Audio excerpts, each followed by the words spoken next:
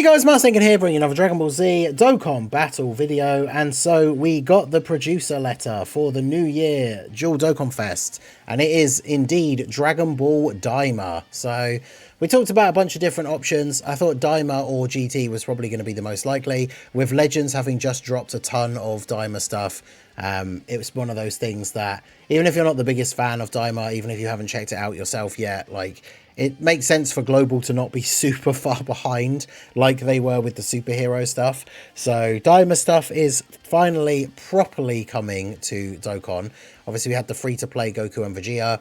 They announced some different events and stuff. So this story event, which will be the, playing through the beginning part of the story to DAIMA, it does say recruit SR Goku DAIMA to your team. So I'm assuming he's just the free-to-play one that we have already is obviously going to be made farmable. And I guess the Vegeta is probably going to be in one of the stages as well. Maybe one of the ones that gets added later, which is why it's not on the splash art here. But that will help out. I know some people, with the way they dropped the copies, they gave you enough to rainbow and max out both of the characters. But I know some people made a mistake and then you only had limited copies. So this will be able to allow you to get those extra copies and fix any of those mistakes. We also have a daily skill orbs event for demonic power. So this is really good, because even if you don't care about DAIMA, even if you're not going to summon for GLORIO, demonic power category, obviously all these characters like Slug, a bunch of the heroes units, you're going to be able to get EX skill orbs for all of them. So obviously that is really good. I'm really looking forward to this.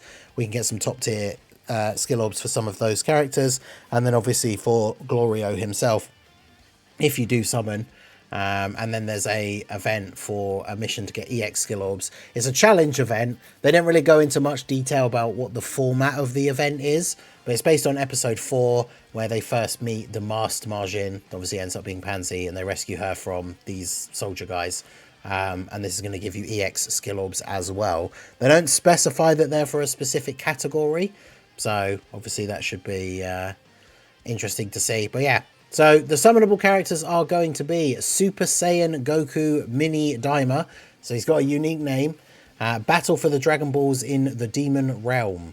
So this guy, his leader skill is Transformation Boost or Dragon Ball Seekers 170 and 3 key. Additional 30% for Pure Saiyans or Accelerated Battle. So his leader skill, interesting. Dragon Ball Seekers, I guess like a bunch of the DAIMA characters are all going to be on here. And there are some decent characters on that category. Transformation Boost being on there is obviously very good. Transformation Boost plus Pure Saiyans is obviously already going to be a strong setup for a team. And then Transformation Boost plus Accelerated Battle is quite good as well. So leader skill, decent. I wouldn't say it's like the craziest leader skill. I know like no one, I guess, was expecting us to get DAIMA heroes or something this early, right? Because it's literally just going to have 4 characters on the whole category. So maybe that's something that will get introduced later once we get more characters. But yeah, the leader skill, not really that crazy, but his passive, his super attack, sorry, the power pole dance, greatly raise attack and defense for 3 turns, does immense damage to the enemy, raise allies attack by 41% for 2 turns, self-excluded.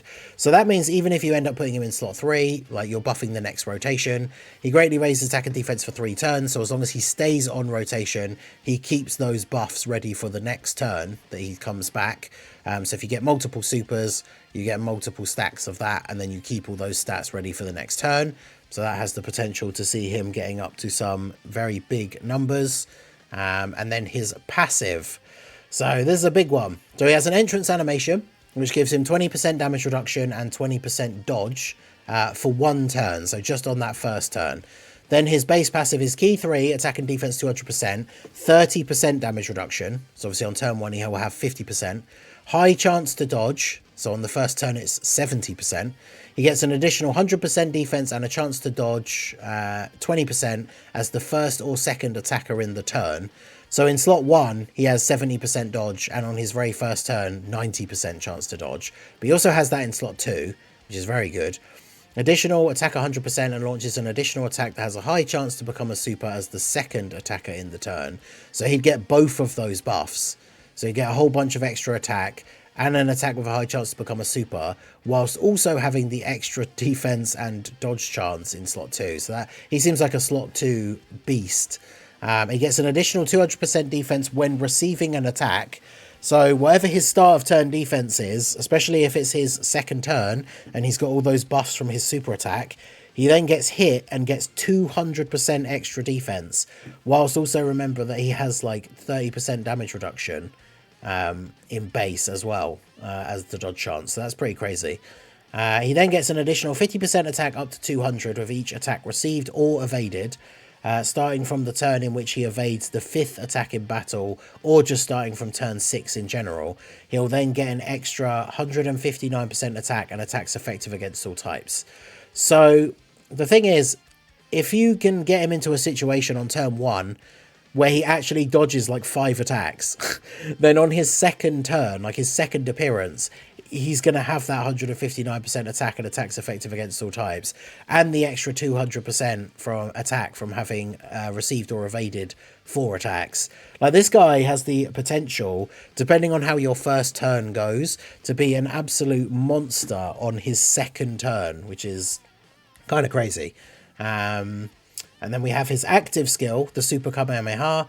Massively raise attack temporarily, does all damage to the enemy. Can be activated after he evades 5 or more attacks or from turn 6. So again, you could have this available on his second turn. And, you know, I guess on average, you're probably not going to get that many attacks in turn 1.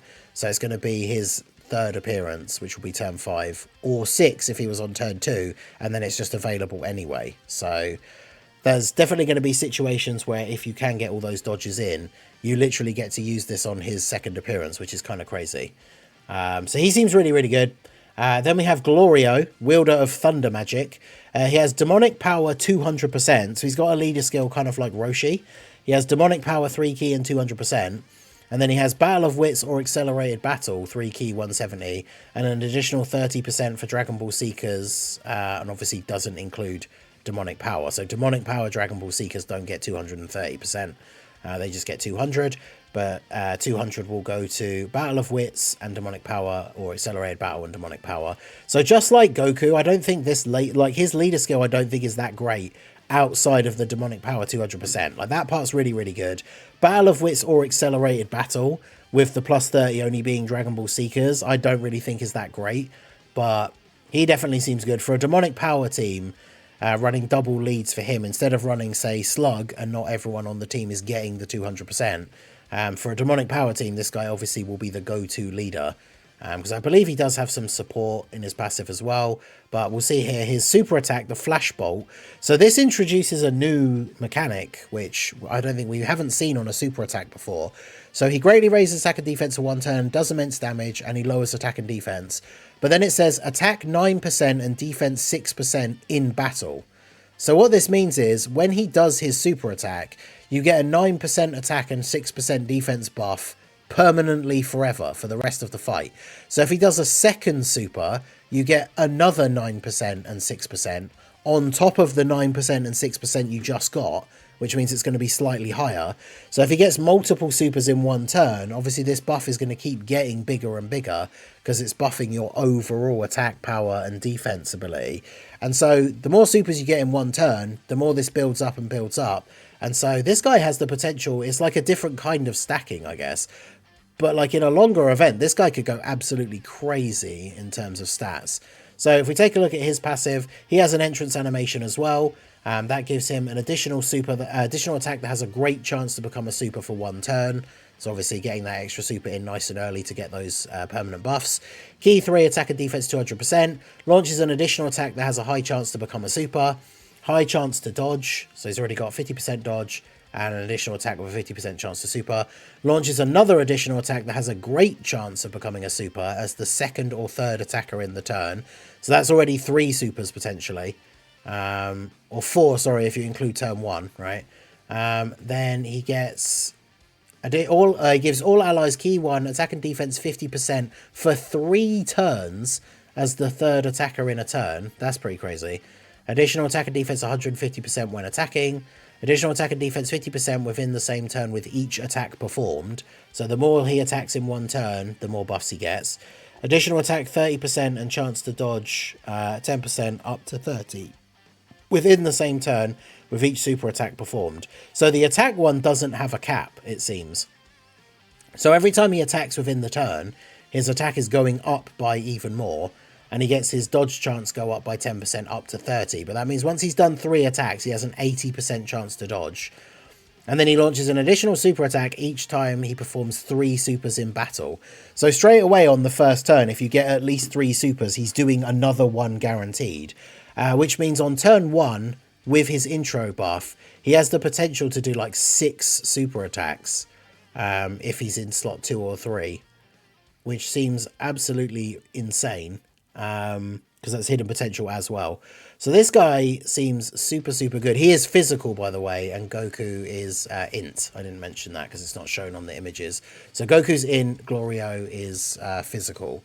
So he seems super good, and he has an active skill as well. Lightning Buster, greatly raise attack temporarily, does ultimate damage to the enemy, and disables an enemy action. So active skills that disable enemy actions are super useful, especially in fights like Goku and Frieza, where they very often super attack as the very first attack of the turn. Obviously, they always super in slot 1, but sometimes they will do a normal attack first. But if you see Goku and Frieza rotation and there's only 1 attack in slot 1, that attack is going to be a super. And then if you use a character that has an active skill with an action break, then that's it. You've removed the super from them. So that's obviously very, very good. So there's a couple of other updates they went over. I'm going to do a more detailed video about the future changes, like the UI and stuff like that. They showed off some stuff like the new passive updates and like the new UI screens, which certainly are very interesting, but I'm going to do a more detailed video going on for all of that stuff. I just wanted to get this video out for the details of the new characters. So let me know what you think of GLORIO and Super Saiyan Goku Mini. These guys seem absolutely insane. Obviously they're releasing at a bit of an awkward time because it's right before the anniversary in just under a month, or just over a month. In fact, the anniversary stuff normally starts to drop on like the 28th. So we're only just over a month away from the anniversary. But, you know, if you're a whale collector, you've got some stones laying around that you don't mind throwing out of your anniversary fund, these guys seem insanely good. So let me know what you guys think down below in the comment section. Will you be summoning? Are you someone who doesn't care about DAIMA? Has this made you maybe more interested in checking it out? Because these units are taken from an episode where Goku and GLORIO, they fight each other. And I haven't actually seen that episode. I'm super behind. But as far as I know, it's more of a, like, sparring sort of, like, they don't actually, you know, GLORIO's not an enemy. But I'm definitely now want to make sure I'm caught up before these banners come out. So let me know all your guys' thoughts down below in the comments section. So that is going to be it for the video, guys. This has been the Master Ningen. Smash that like button, subscribe to the channel if you are new. Check out the links down below, and I will see you all again soon. Have a good one.